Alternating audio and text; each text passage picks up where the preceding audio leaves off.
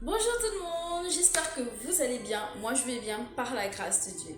Aujourd'hui on se retrouve pour une toute nouvelle histoire. J'espère que vous allez aimer. Je sais que ça fait longtemps. Bon, on va pas tarder. L'histoire concerne trois cousines. Ornella, Annabelle et Cassandra. Normalement les trois vivent en ville pendant l'année scolaire. Puis arrivent les vacances et leur maman, c'est-à-dire la maman à chacune des trois, suggère qu'il est nettement mieux que les trois jeunes filles partent au village auprès de leur mamie afin d'apprendre beaucoup d'autres choses, genre la cuisine traditionnelle et tout, parce que ce sont des femmes à venir. Vous voyez, les trois jeunes filles sont toutes contentes, elles sont émues à l'idée d'aller au village et rencontrer leur mamie et apprendre beaucoup d'autres choses. Le jour J arrive et puis les trois se rendent au village. Tout le village est heureux d'accueillir les trois jeunes filles de la ville, y compris la mamie qui était complètement émue et tout. Et ensuite, des jours passent et la mamie dit à ses petites filles, bon voilà, on va aller pêcher. Et qui dit pêche dit campement. Qui dit campement dit aller au milieu de la forêt, voire même pas loin de là où vivent les animaux. Les trois jeunes filles sont toutes contentes parce que ça sera une expérience vraiment nouvelle pour elles. Donc elles sont remplies d'émotions à l'idée d'aller camper en pleine forêt et tout. Le jour arriva, la mamie emmène ces trois petites filles accompagnées de l'un des grands chasseurs du village qui est notamment leur oncle et tout. Ils se dirigent en forêt. Vraiment en forêt, c'est éloigné du village, je vous promets. Ils arrivent, tous s'installent près d'un fleuve parce qu'ils sont censés pêcher. Donc ils s'installent près d'un fleuve et tout. La tente est placée, c'est le bonheur, c'est la joie. Euh, et là, la mamie commence à faire des barrages. Je ne sais pas si certains d'entre vous connaissent ça. Il y a des barrages que l'on fait et tout au niveau de l'eau. Et puis on prend des petits paniers, tout petits là, pour pouvoir voilà, vider les endroits et puis avoir les poissons. En tout cas, ce fut une magnifique journée. Les filles ont pu apprendre à pêcher avec leur maman et elles se sont ravitaillées. Puis arriva la nuit. euh, L'oncle, qui a la renommée de bien chasser, il se voit dans le devoir d'aller chasser en pleine nuit. Parce que, à ce qu'il paraît, la chasse de la nuit, elle est meilleure en fait. Donc, l'oncle s'en alla. Et la mamie et ses trois petites filles restèrent là et tout, dans la tente. Autour d'un petit feu. Bon, écoutez, le feu était dehors et puis voilà. Sauf que quelque chose a vraiment échappé à la mamie et à l'oncle, c'est que ils étaient en période électorale. Et qui dit période électorale, je ne sais pas si c'est comme ça dans tous les pays, dit crime rituel en fait. Donc ils envoient certaines personnes dans les villages, on les appelle des brigands. Ils viennent, ils kidnappent les enfants, parfois ils tuent même des personnes, des adultes qu'ils retrouvent genre seuls en forêt ou bien dans les plantations. Donc ça a complètement échappé à la grand-mère et à l'oncle du village. Voilà que pendant la nuit, toutes les quatre dorment parce que l'oncle est parti à la chasse de nuit. Et Cassandra ressent le besoin d'aller se soulager. Bon, convaincue que là où elle se trouve avec sa grand-mère, il n'y a pas de danger, elle sort. Elle va un peu s'éloigner et tout. Puis elle voit une torche en fait.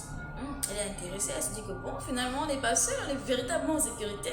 Je veux suivre cette torche-là, cette lumière-là. Sauf que sans s'en rendre compte, elle est en train de s'éloigner de là où a été installée la tente. Et puis elle arrive à un endroit où elle entend des murmures des gens qui sont en train de parler et tout. Voilà. Et elle regarde avec attention, ces hommes-là sont en train de limer des outils. Elle regarde avec attention, pardon, avec une lampe. Et deux d'entre eux étaient en train de soulever quelqu'un.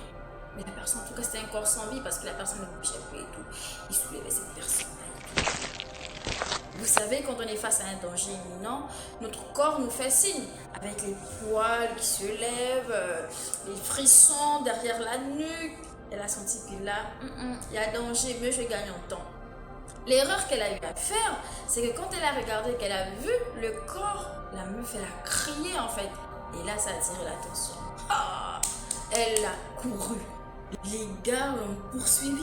Non mais elle a couru de ouf parce qu'elle savait que là, si elle faisait moindre erreur, là, on l'attrapait, on l'achevait direct en fait. Elle a couru.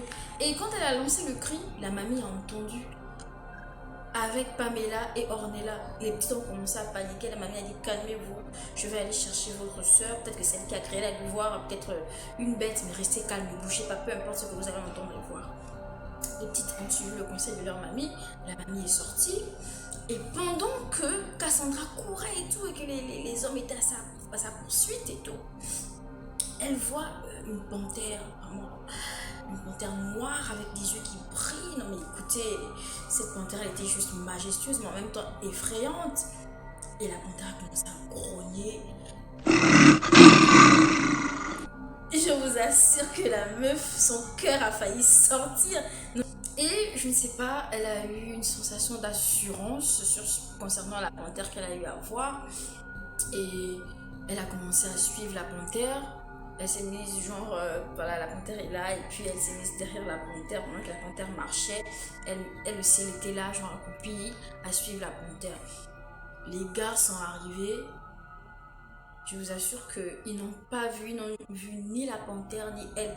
Pourtant, l'animal est passé devant eux. Ils étaient vraiment à sa poursuite, essoufflés et tout. Ils sont arrivés à la tente et tout. Elle est rentrée dans la tente. La panthère est partie. Elle-même, elle n'a pas compris pourquoi elle a eu confiance en cette panthère. Puis, elle est arrivée et tout. Elle tremblait, elle était tétanisée. Les deux autres étaient paniqués. Qu'est-ce qui s'est passé, Cassandra et tout? Elle n'arrivait pas à parler. Franchement, elle est encore sous le choc en fait de ce qu'elle a eu à vivre. Et ensuite, la mamie est arrivée. Elle leur a dit bon, vous préparez vos affaires, on va s'en aller. Et les deux autres voulaient paniquer. Elle a dit essayez de vous calmer, mais il faut vraiment qu'on s'en aille. C'est mauvais là. Gloire à Dieu. L'oncle aussi est arrivé avec beaucoup de gibier. La mamie a rapidement expliqué à l'oncle et tout. Et ils ont décidé de rentrer au village la nuit. Ils ont rangé toutes leurs affaires. Ils sont partis. Dieu merci, ils sont très bien arrivés et tout. La pêche fut bonne. La chasse fut bonne. Mais l'expérience fut mauvaise. Et quand tout arrive, tout au long du chemin d'abord, Cassandra n'a pas dit un seul mot. Les deux autres étaient paniqués. Vraiment, c'était pas facile à gérer. Vous imaginez toute la nuit, vous marchez en pleine forêt, au milieu des animaux, avec l'obscurité. Donc c'était vraiment choquant et traumatisant. Et Cassandra qui ne disait même pas un seul mot. Ouais, vous n'imaginez pas la scène. Finalement, ils sont tous bien arrivés au village et tout. Tout au long du chemin, Cassandra n'a pas parlé. Il lui a fallu quelques temps pour qu'elle retrouve la parole. Et après, la maman a fait asseoir ses trois petites filles et puis elle leur a relaté ce qui s'est passé. Et pour terminer, elle leur a dit, bah voilà, votre totem c'est la panthère et tout. Ou que vous voyez une panthère, n'ayez pas peur et l'assurance que celle-ci va prendre soin de vous. Mais c'est tout un animal que vous ne devez aussi jamais manger parce que c'est votre totem. C'est la raison pour laquelle, Cassandra, tu as ressenti le besoin d'assurance en fait envers cette panthère que tu as eu à voir. Et j'apprécie vraiment ton courage et tout. Ce n'est pas donné à tout le monde. C'est très bien. Donc voilà, concernant les histoires de totem, moi je connais pas vraiment, mais je crois que ce sont des éléments protecteurs. Donc c'est la petite histoire que je voulais vous raconter aujourd'hui. J'espère que vous allez aimer, liker et partager. Voilà. Donc sur ce, à la prochaine. Bisous.